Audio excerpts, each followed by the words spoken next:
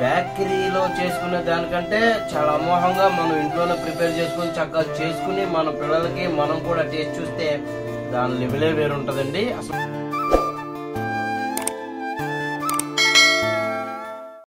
Hello guys, ఈ రోజు evening snack కి వెజ్ కర్రీ పప్పు ప్రిపేర్ చేసుకుంటున్నాం. అందులోకి ఏమేం కావాలి అనేది కూడా మనం ఒకసారి చూసేద్దాం. క్యాప్సికమ్ చక్కగా తరిగేసామండి, పచ్చిమిర్చి బారుగా సన్నంగా కోసుకున్నాం, ఉల్లిపాయలు చక్కగా చిన్న ముక్కల కింద తరిగాం, తర్వాత టమోటా, తర్వాత బంగాళదుంప చక్కగా ఉడికిచ్చి దాన్ని చక్కగా కుమ్మేసామండి. కుమ్మేస్తే నీట్గా తయారైంది.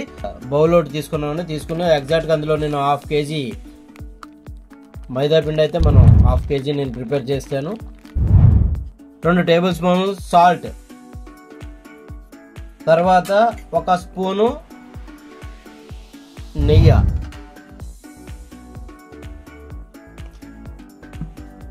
తర్వాత మనం చక్కగా మిక్స్ చేసుకోవాలండి. నేతితోనే చక్కగా అయితే మైదా పిండి మొత్తం నీట్గా ముద్ద కింద చక్కగా చేసుకున్నామండి. ఇలా చేసుకున్నాం కాబట్టి వీటిని ఒక 10 నిమిషాలు పక్కన పెట్టేద్దాం. మనం తయారు చేసుకోవడానికి అయితే మనం వచ్చేసామండి. స్టవ్ అంటించేద్దాం. అంటించేసుకున్న తర్వాత దానికి సరిపడా ప్యానం పెట్టేసుకుని కొంచెం వీటెక్కేదాకా అయితే కొంచెం ఎక్కువగానే వేసుకుందాం అండి. వీటెక్కేసింది కాబట్టి ఆయిల్ అయితే కొంచెం ఎక్కువగానే వేసుకుని కొంచెం జీలకర్ర, పచ్చిమిర్చి,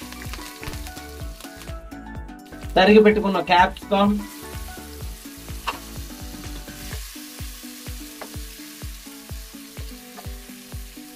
పెట్టుకున్న టమోటో, తర్వాత నీట్గా మనం కలుపుకోవాలండి. ఇలాగా నీట్గా కలుపుకుందాం.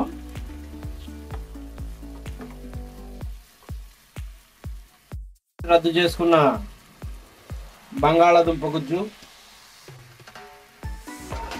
ఒకసారి మొత్తం అంతా కలుపుకోవాలండి. ఇలాగా ఉల్లిపాయ రద్దు కూడా చక్కగా వేసుకోవాలండి. ఎందుకంటే నేను ఫస్ట్ వేయలేదు. ఫస్ట్ ఎందుకు వేయలేదంటే మనకు ఉల్లిపాయ ఎక్కువ మగ్గకుండా లైట్గా మగ్గితే సరిపోద్ది కాబట్టి మగ్గవలసినండి ఫస్ట్ వేసేసుకున్నాం. ఉల్లిపాయతో లాస్ట్గా వేసాను. 1 టేబుల్ స్పూన్ గరం మసాలా, సరిపడా సాల్ట్, ఎందుకంటే మనం పిండిలో కొద్దిగా సాల్ట్ కలుపుకున్నాం కదండి, సరిపడగా అయితే సరిపోద్ది. 1 స్పూన్ కారం,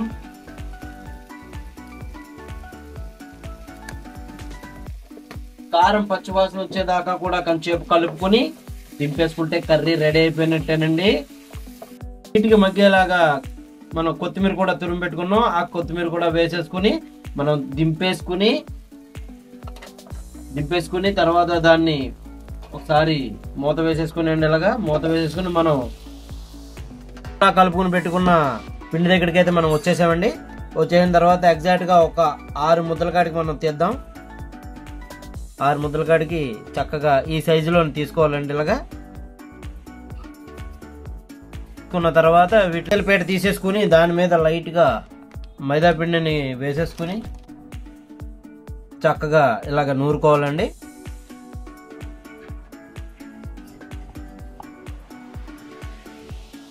తర్వాత ఒకటి తీసుకుని దాన్ని ఒకటి వేసి తర్వాత దాంట్లోకి కొంచెం ఆయిల్ ఇలా తడి చేయాలండి. మళ్ళా ఇంకొక లేయర్ కూడా ఇలాగే వేసి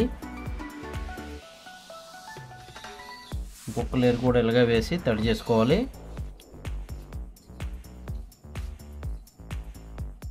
మూడో లేయర్ కూడా మనం వేసేసుకుందాం.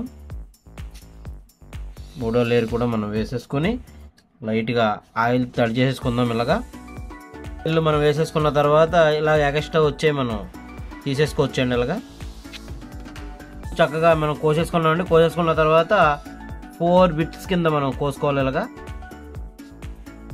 తర్వాత మనం వెజ్ మొత్తం చేసి పెట్టుకున్నాం కదండి, ఒక్కొక్క స్పూన్గా మనం ఇలా వేసేసుకుందాం.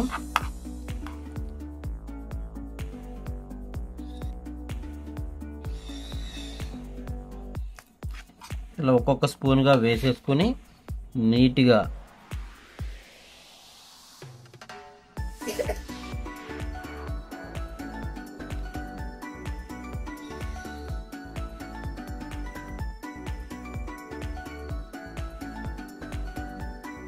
ఇలా ఫోల్డ్ చేసుకుందామండి. ఫోల్డ్ చేసుకుని లైట్గా ఆయిల్ తడైతే వేసుకోవాలి. 4 పీసులు కూడా ఫోల్డింగ్ చేసేసుకున్న తర్వాత మన కర్రీ పఫ్ అనేది ఇగోండి ఇలాగ అయిపోయింది. కాబట్టి మనం కుకింగ్ కాడికి వెళ్ళిపోయి ఆయిల్లో వేడి చేసుకుందాం. తర్వాత మూగుడు పెట్టేసి కొంచెం హీట్ ఎక్కేదాకా వెయిట్ చేద్దాం. తర్వాత ఆయిల్ పోసుకోవాలండి. నేనైతే ఎగ్జాక్ట్గా మరి అయిన ములగాలి కాబట్టి ఒక 1/2 kg ఆయిల్ అయితే నేను పోస్తున్నాను. అయితే చక్కగా హీట్ ఎక్కిన తర్వాత మనం పెట్టుకున్న పఫ్ చక్కగా వేసేసుకోవాలండి. ఇలాగా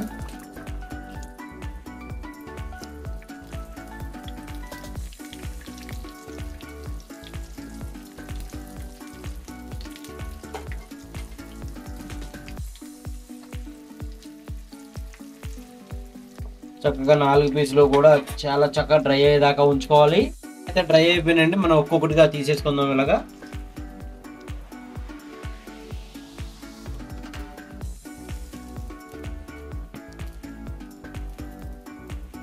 ఒక్కొక్కటిగా అయితే మనం తీసేసుకున్నాండి. వెజ్ కర్రీ పఫ్ అయితే చాలా చక్కగా అయిపోయిందండి. నేనైతే ఎప్పుడెప్పుడు రుచి చూసేద్దామని చెప్పి చాలా ఆతృతగా ఉన్నాను. ఒకసారి కట్ చేద్దాం. కట్ చేసి లోపల కర్రీతో ఎలా ఉన్నది అనేది చాలా టేస్టీగా చాలా చక్కగా వచ్చిందండి. మన కర్రీ చక్కగా కనిపించింది. టేస్ట్ అయితే చూసేద్దామా? టేస్ట్ అయితే మనం చూసేద్దాం. ప్రిపేర్ అయిపోయాం. మీరు కూడా రెడీయా? నేనైతే రెడీ. నీట్గా టేస్ట్ ఎలా ఉన్నదని చూసేద్దాం.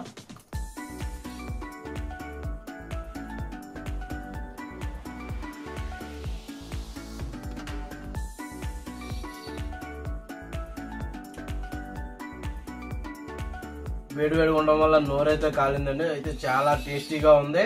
ఇలాగే మీరు కూడా చేసుకునేటట్టుంటే సింపుల్గా ఇంట్లోనే చేసుకోవచ్చు. మనం బేకరీలో చేసుకునే దానికంటే చాలా అమోఘంగా మనం ఇంట్లోనే ప్రిపేర్ చేసుకుని చక్కగా చేసుకుని మన పిల్లలకి మనం కూడా టేస్ట్ చూస్తే దాని లెవెలే వేరుంటుందండి. అసలు మామూలుగా లేదు. అస్సం చాలా బాగుంది. నేను ఫస్ట్ నుంచి మీకు చెప్తానే వచ్చాను. వీడియోని స్కిప్ చేయకుండా ఎక్కడ స్కిప్ చేయకుండా చూడండి. అదే రకంగా ఇంట్లోనే ప్రిపేర్ చేసుకుంటే వెజ్ అంటే నాన్ వెజ్ గట్రా ఏమీ మిక్స్ చేయకుండా మనం వెజ్ పర్ఫెక్ట్గా చక్కగా ఇంట్లో దొరికే నీట్గా చేసుకుని తింటే మటుకి ఆరోగ్యమే మహాభాగ్యం.